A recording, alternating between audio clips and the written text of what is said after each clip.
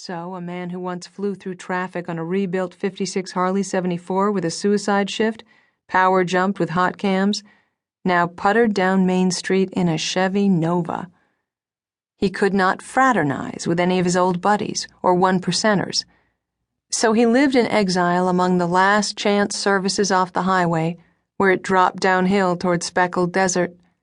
In this clutter of trailers, scrap tin, and corrugated titanium awnings, Link had soldered his life back together with God and cigarettes. But most of all, Kirby knew about his daughter, the one story Link would never tell at a meeting. Once Link had encouraged the smug DUI to keep coming back, Kirby followed him to his car. Link appreciated the old guy's efforts to be helpful, even when he sometimes looked so damned pious, as if heaven would owe him his own cloud. Kirby asked Link if he wanted to have a cup of coffee someplace.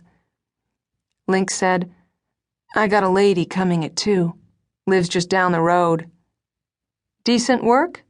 "Nah, she just wants a snake crawling out of her sock," he said, raising his steel-toed boot and slapping the ankle.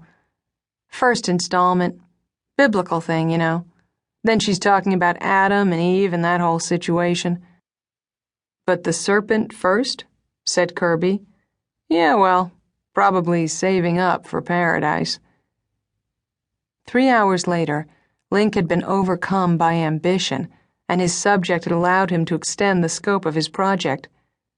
Working in his trailer, shading the last scales in the serpent's body where it twisted around the knee, Link had modeled the tattoo on Leonardo da Vinci's The Fall, mostly because he loved raiding pictures from old art books.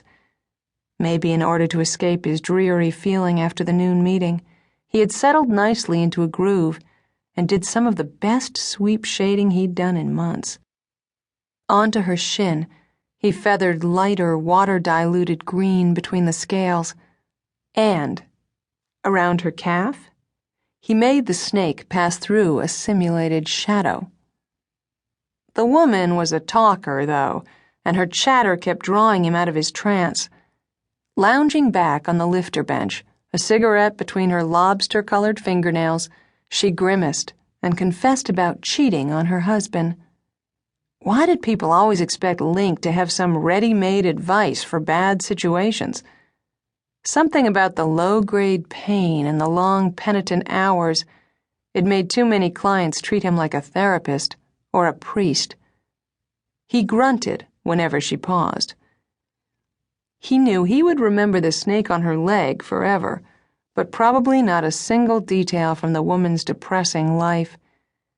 His memory was a tangle of isolated arms and torsos, skin and pigments and blemishes. After all the time he'd spent doing blue tats in the joint, first with the Polynesian method of dots from a straight pin, then with a homemade gun, slot car motor, hollowed-out pen, ink tubes, guitar strings, and a 9-volt battery, the years were a blur of cobwebs, clocks without hands, shamrocks, pentagrams, crying women, and granite walls. He kept his tools clean. He worked on any gang sign or religious conversion, on everything from numbers around an eye socket to crucifixes on the neck. Soon he was collaborating with the subjects, making stencils off the library's single art book broken at the spine. He carved a Chagall into a Ukrainian car thief, and he still recalled how the veins stood up on his pale arms like on the underside of a leaf, though he couldn't picture a thing about the kid's face. Of all his projects, it was fitting that the only convict he knew and remembered well was the one whose tat he had never finished. Arturo Rios Tejada, temporary cellmate, shot caller in La M, had wanted, beneath the usual snake-eating eagle, a landscape of his vario across his broad back, done epic style, like a Hieronymus Bosch, sinners and saints, demons and angels, vying for space on a hill of tombstones and shanties, rising toward a halo of hazy California sunshine. Rios was a good canvas, a wide stretch of parchment-colored skin, and he was usually silent.